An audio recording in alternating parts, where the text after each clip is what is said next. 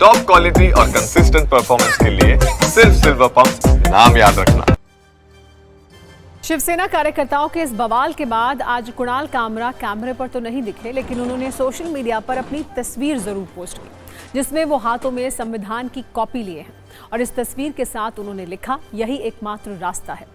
वैसे संविधान की ये कॉपी देश में पहले भी काफी ट्रेंडिंग रह चुकी है, क्योंकि कांग्रेस सांसद राहुल गांधी कई बार संविधान की ऐसी ही कॉपी के साथ नजर आए थे और अब उसी स्टाइल में कुणाल कामरा ने भी अपने आलोचकों को जवाब दिया है। वैसे कुणाल कामरा के अनुसार उन्होंने जो कुछ कहा वो संविधान के तहत मिलने वाली अभिव्यक्ति की आजादी का हिस्सा है, लेकिन उनके आलोचक भी उसी संविधान के आधार पर यह सवाल पूछ रहे हैं कि अभिव्यक्ति की आजादी अनलिमिटेड कब से हो गई है। अब कुणाल कामरा के गाने का सियासत में नेता अपने अपने स्वाद अनुसार इस्तेमाल कर रहे हैं और कामरा के समर्थकों और उनके आलोचकों की एक लंबी लिस्ट तैयार हो गई है। एक तरफ वो लोग हैं जिन्हें कुणाल कामरा के शब्दों को सुनकर आनंद आ रहा है, तो दूसरी ओर वो लोग जिनका मिजाज थोड़ा बिगड़ा हुआ है। जैसे उद्धव ठाकरे का कहना है कि कुणाल कामरा ने जो कहा सच कहा, जबकि मुख्यमंत्री देवेंद्र फडणवीस ने कहा है कि शिंदे का अपमान है ये और इसे बर्दाश्त नहीं किया जाएगा।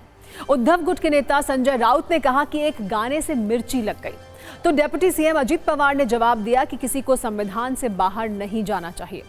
इसी तरह समाजवादी पार्टी की राज्यसभा सांसद जया बच्चन ने इसे अभिव्यक्ति की आजादी बताया, तो शिवसेना के सांसद मिलिंद देवड़ा ने कहा कि कुणाल जैसे लोग पेड एजेंट की तरह हैं।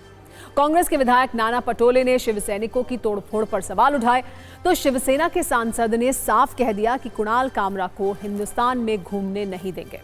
कुणाल कामरा की पैरोडी पर राजनीतिक चिंगारियों से भरी एक न्यूज रील आप भी देखिए।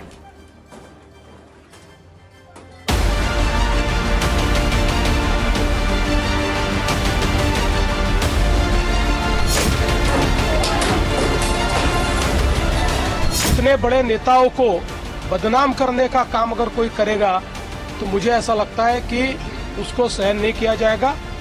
उस पर जो भी कानूनन कार्रवाई है वो कार्रवाई की जाए। राहुल गांधी का संविधान दिखाकर आप अपने कुकर्मों से नहीं बच सकते। कुणाल कामरा ने मुझे नहीं लगता कुछ गलत कहा है। गद्दारों को गद्दार करना ये किसी पर हमला करने की बात नहीं है। जो गद्दार है वो गद्दार है।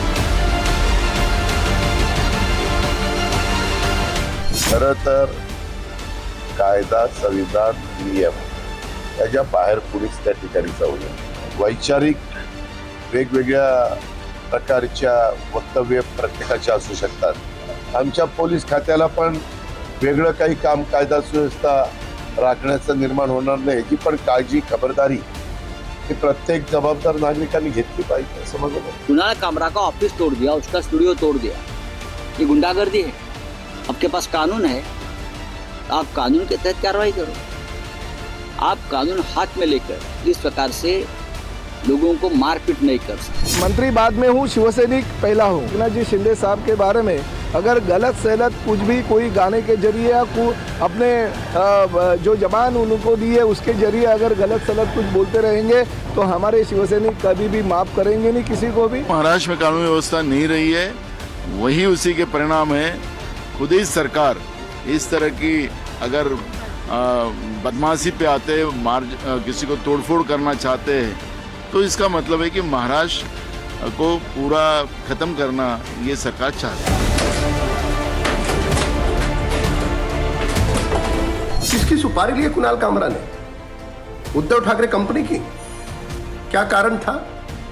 अब समय आ गया है वो जहां मिले उनको कालीन पूछने का। वो बड़े नेता है, वो बड़े नेता रहने वाले हैं, इसीलिए कुणाल कामरा हो, किसी ने भी कुछ कहा हो तो उनका बड़प्पन वहाँ पे कम नहीं होता। There is freedom of speech, there is freedom of action only जब मारामारी हो। जो भाषा का प्रयोग कुणाल कामरा ने किया, मैं आज कह सकता हूँ कि वो उभटा के लिए एक प्रकार से काम कर रहे हैं।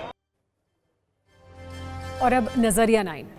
इस विवाद में अब पूरा विमर्श कुणाल कामरा के पक्ष और विरोध पर आकर टिक गया है। कुणाल कामरा के समर्थक ये कह रहे हैं कि ये तो अभिव्यक्ति की आज़ादी है।